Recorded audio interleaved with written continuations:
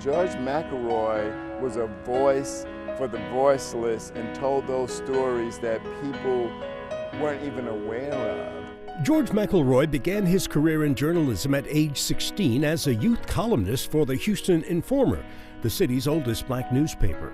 He served in World War II and the Korean War, and later returned to Houston and earned a bachelor's degree from Texas Southern University, where he championed civil rights. He was denied admission to the School of Journalism at the University of Texas, but he remained undaunted. And he earned a master's degree from the University of Missouri, being the first black to do that. So while the University of Texas didn't accept him, made it very difficult for him, he never gave up.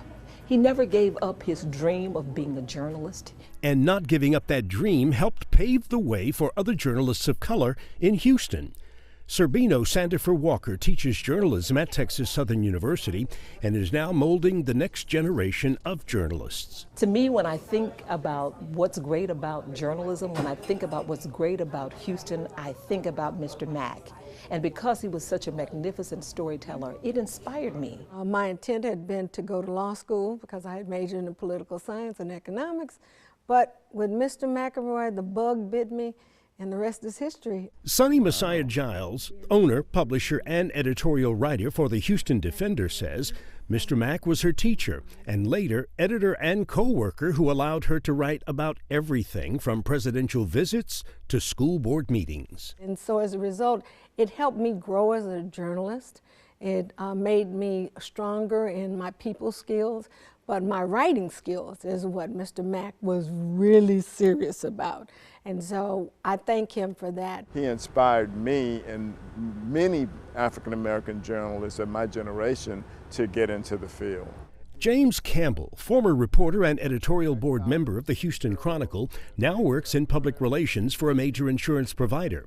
He remembers Mr. McElroy from his childhood as the first columnist of color for the now defunct Houston Post. The Post was the morning paper, Chronicle was the evening paper, but the Post was the one that I loved because I saw an African-American face. I didn't see that in the Chronicle. But that was a huge job and a huge responsibility for him. But more so, I think a lot of people didn't realize, Jose, the racism or the challenges that he had to encounter, not only within the Post or any environment where you're the first. And George McElroy accomplished many firsts in his lifetime, which included HISD's and the University of Houston's first black journalism teacher. He really taught us about being the best that we could. And he instilled confidence in us. Confidence that, you know what, you work hard, you can be anything you want to. Don't allow anyone or anything to deny you the opportunity to be who you want to be.